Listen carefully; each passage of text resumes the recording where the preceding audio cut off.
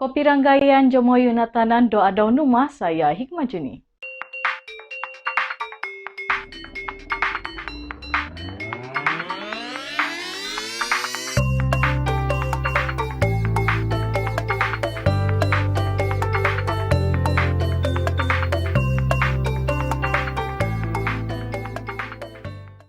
Semua sekolah di seluruh negara ditutup mulai esok.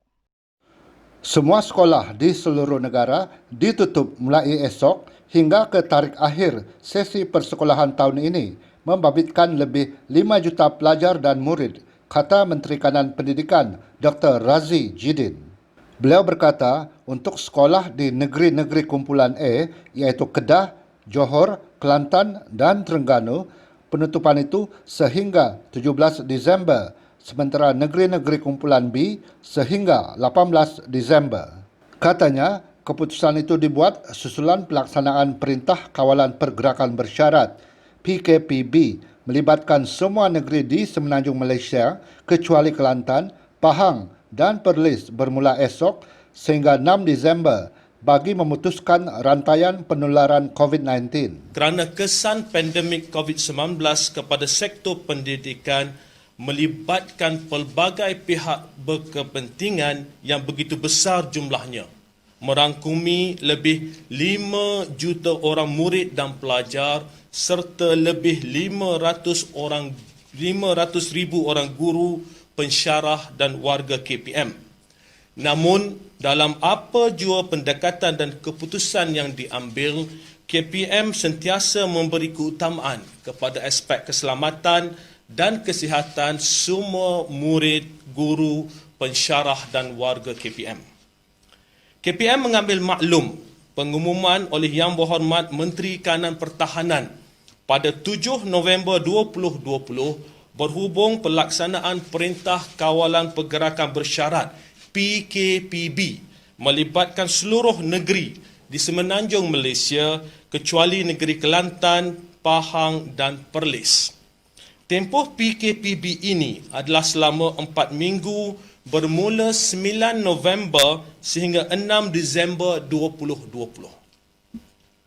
Manakala PKPB di Sabah, Selangor serta wilayah Persekutuan Kuala Lumpur, Putrajaya dan Labuan turut dilanjutkan sehingga tarikh tersebut. Mengambil kira pengumuman tersebut serta takwim persekolahan tahun 2020, KPM telah memutuskan bahawa semua sekolah termasuk kolej vokasional di bawah KPM di negeri-negeri terlibat akan ditutup bermula pada 9 November 2020 sehingga ke hari akhir persekolahan tahun ini iaitu pada 17 Disember 2020 bagi negeri kumpulan A dan 18 Disember 2020 bagi negeri kumpulan B. Katanya, seperti mana takwim penggal dan cuti persekolahan 2021 yang diumumkan sebelum ini, penggal persekolahan akan bermula pada 20 Januari 2021. Semua murid sekolah rendah akan memulakan sesi persekolahan secara bersemuka pada tarikh tersebut. Dr. Razi berkata demikian pada sidang media di Putrajaya hari ini. Razi berkata, pelajar tingkatan 1, 4, 5 dan 6 serta penuntut kolej vokasional juga akan memulakan persekolahan secara bersemuka pada tarikh sama. Sementara pelajar tingkatan 2 dan 3 pula meneruskan pembelajaran secara home-based learning mengikut kesesuaian guru juga bermula pada tarikh sama. Mereka akan kembali ke sekolah untuk sesi pembelajaran secara bersemuka pada 8 Mac 2021, katanya. Penggal persekolahan akan bermula pada 20 Januari 2021. Semua murid sekolah rendah akan memulakan sesi persekolahan secara bersemuka pada tarikh tersebut. Bagi sekolah menengah pula, murid tingkatan 1, tingkatan 4, tingkatan 5 dan tingkatan 6 serta murid kolej vokasional akan memulakan persekolahan secara bersemuka pada tarikh yang sama. Manakala murid tingkatan 2 dan tingkatan 3 akan memulakan sesi persekolahan pada tarikh yang sama tetapi secara home-based learning mengikut kesesuaian guru dan murid. Dr. Razi turut mengumumkan peperiksaan Sijil Pelajaran Malaysia (SPM), Sijil Vocational Malaysia (SVM) dan Sijil Tinggi Agama Malaysia (STAM) dipindah ke 22 Februari tahun depan. Beliau turut mengumumkan tarikh baru bagi peperiksaan Sijil Tinggi Persekolahan Malaysia (STPM) yang dianjak ke 8 Mac 2021. Katanya, perincian mengenai semua peperiksaan awam itu akan dimaklumkan dalam masa terdekat. Terdapat persoalan yang telah dibangkitkan mengenai kemasukan murid ke sekolah khusus termasuk sekolah berasrama penuh, sekolah menengah kebangsaan agama, sekolah menengah teknik, kolej vocational dan maktab tentera diraja. Untuk makluman, pelaksanaan pentaksiran kemasukan sekolah khusus PKSK bagi tingkatan 1 dan tingkatan 4 ditangguhkan pada suatu tarikh yang akan dimaklumkan kelak. Keputusan menjadualkan semula peperiksaan awam ini juga tidak menjejaskan kemasukan pelajar ke institusi tertiari dan pengajian tinggi. Terdapat juga pertanyaan berkaitan dengan kemasukan ke institusi pengajian awam dan institusi peringkat tertiari awam yang lain bagi tahun 2021. Untuk makluman, penjadualan semula peperiksaan awam ini tidak akan menjejaskan kemasukan murid ke institusi peringkat tertiari awam serta kemasukan murid ke institusi pengajian tinggi awam melalui sistem UPU online yang dikendalikan oleh Kementerian Pengajian Tinggi. Bagi pelajar program matrikulasi KPM dan pelajar Institut Pendidikan Guru IPG, mereka akan meneruskan pembelajaran secara dalam talian sepenuhnya dan melakukan ulang kaji kendiri sehingga 31 Disember 2020. Pelajar program matrikulasi KPM akan kembali semula ke kolej dan meneruskan program pada 4 Januari 2021. Ujian Malaysian University English Test atau MUET untuk pelajar matrikulasi yang dijadualkan pada 8 hingga 19 Disember 2020 akan ditangguhkan ke tahun 2021. Dr. Razi mengakhiri sidang medianya dengan amanat berikut.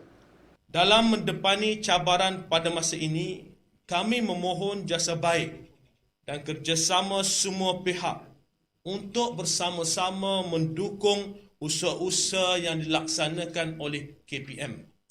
Yakinlah bahawa setiap langkah yang diatur KPM adalah bagi memastikan generasi masa depan negara mendapat pendidikan yang terbaik walaupun dalam keadaan yang sangat mencabar. Saya juga ingin merayu kepada semua warga KPM, ibu bapa dan penjaga agar terus mematuhi arahan Majlis Keselamatan Negara MKN dan Kementerian Kesihatan Malaysia KKM bagi membendung penularan wabak COVID-19. 2 kes kematian dan 524 kes positif baru COVID-19 dilaporkan di Sabah hari ini. 2 kes kematian dan 524 kes positif baru COVID-19 dilaporkan di Sabah hari ini. Ketua Pengarah Kesihatan Tan Sri Dr. Nur Hisham Abdullah berkata 2 kes kematian itu dilaporkan di Hospital Duchess of Kent Sandakan dan Hospital Tawau. Pesakit terdiri seorang lelaki berusia 66 tahun dan seorang wanita berusia 81 tahun. Jumlah kumulatif kes kematian di Sabah kini 149 kes. Menteri Kerajaan Tempatan dan Perumahan Datuk Seri Panglima Masidi Manjun berkata, 3 daerah yang mencatatkan kes tertinggi hari ini adalah Tawau dengan 140 kes positif, Kota Kinabalu dengan 135 kes dan Sandakan dengan 119 kes. Menurutnya, hanya 14 daerah di Sabah mencatatkan kes positif baru hari ini, manakala 12 lagi daerah tidak merekodkan sebarang kes baru. Sementara 512 kes pulih dilaporkan hari ini. Setakat ini, sebanyak 20.422 kes COVID-19 dilaporkan di Sabah dengan 3.481 kes aktif yang sedang menerima rawatan. Sebanyak 148.394 bakul makanan telah diagihkan setakat ini. Kerajaan Sabah akan mula mengutip cukai jualan produk minyak dan gas daripada Petronas tahun depan. Kerajaan Sabah akan mula mengutip cukai jualan produk minyak dan gas sebanyak 5% atau 1.25 bilion ringgit daripada Petronas tahun depan. Timbalan Ketua Menteri Datuk Seri Panglima Dr. Jeffrey Kitingan berkata, perkara itu sudah dibawa untuk perhatian dan telah mendapat persetujuan Perdana Menteri Tan Sri Muhyiddin Yassin. Katanya, hasil 1.2 bilion ringgit itu akan dibayar secara terus oleh Petronas dan tidak termasuk dalam belanjawan 2021. Namun, dana itu akan dimasukkan dalam belanjawan Sabah, katanya dalam satu kenyataan semalam. Beliau berkata, kerajaan negeri juga akan turut mengutip cukai jualan 5% daripada syarikat minyak dan gas lain yang beroperasi di Sabah. Sekaligus, Sabah akan mempunyai lebih banyak dana bagi melaksanakan lebih banyak pembangunan infrastruktur, sumber manusia serta ekonomi di negeri ini. Sementara itu, Jeffrey berkata, kerajaan negeri juga telah menulis surat kepada Perdana Menteri Tan Sri Muhyiddin Yassin bagi mendapatkan dana 500 juta ringgit bagi memenuhi perlembagaan persekutuan.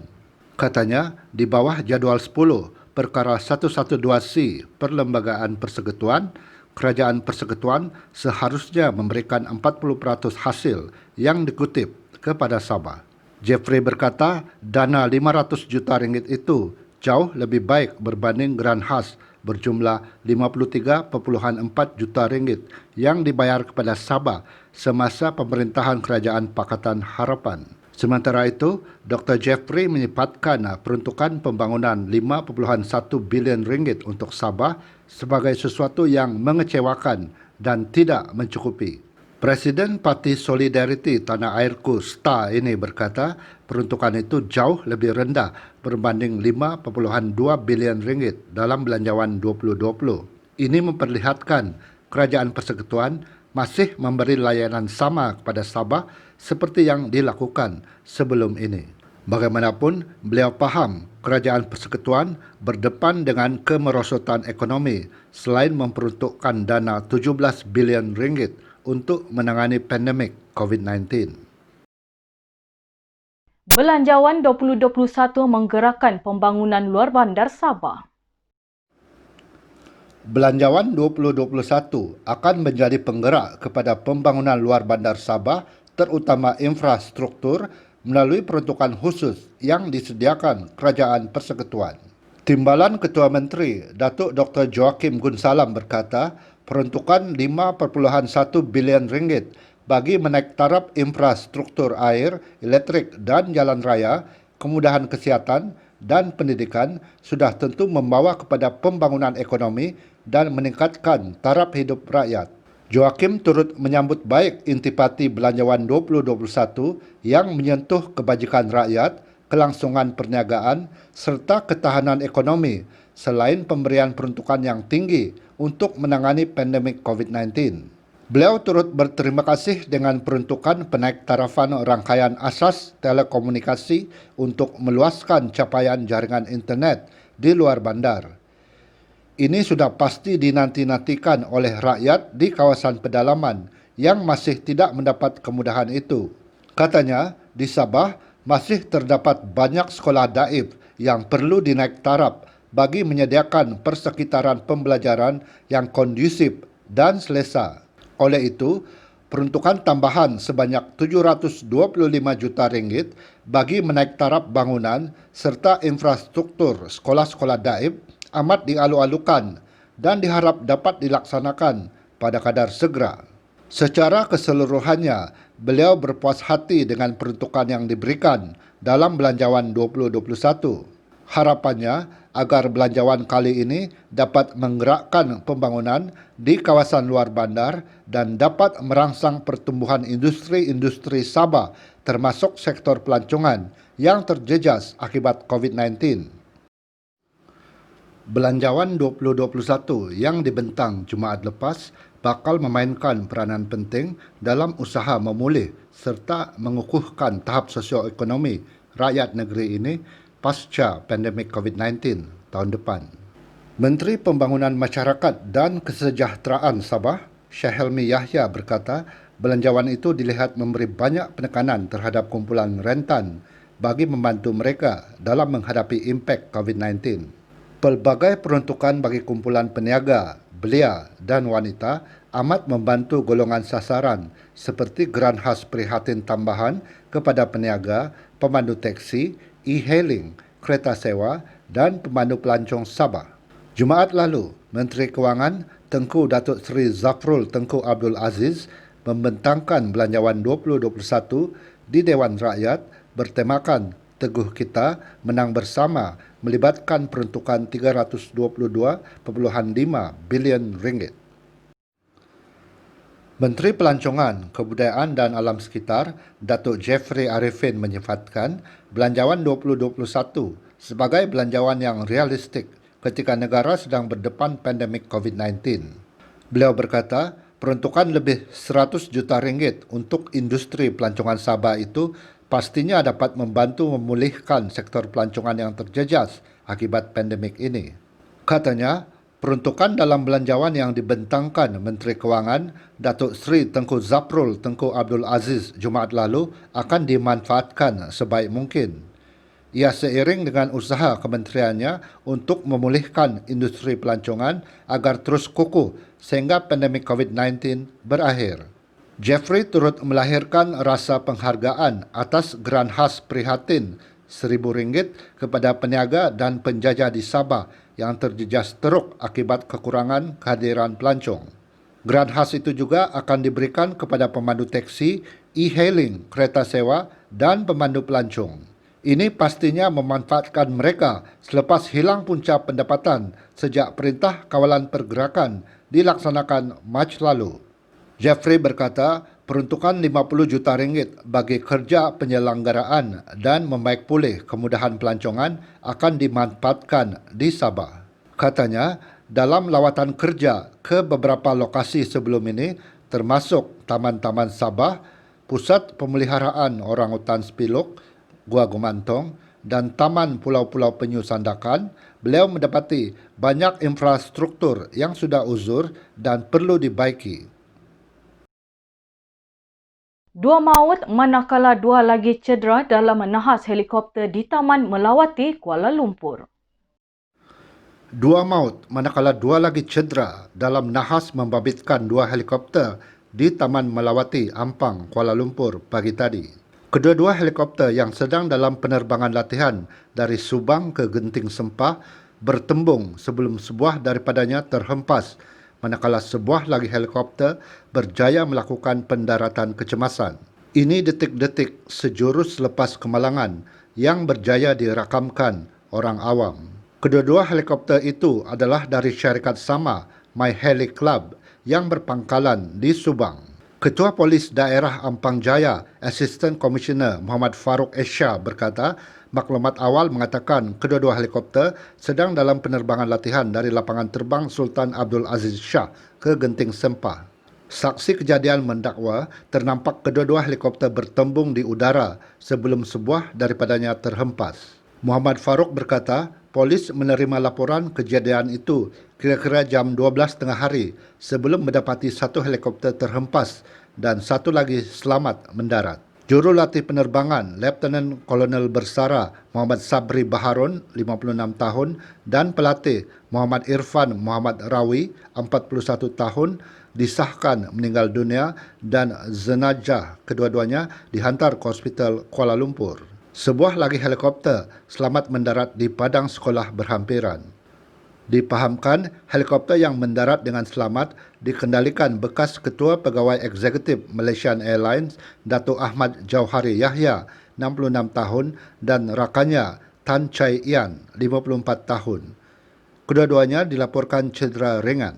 Kedua-dua helikopter yang terbabit dalam nahas itu boleh memuatkan seorang juruterbang dan seorang penumpang.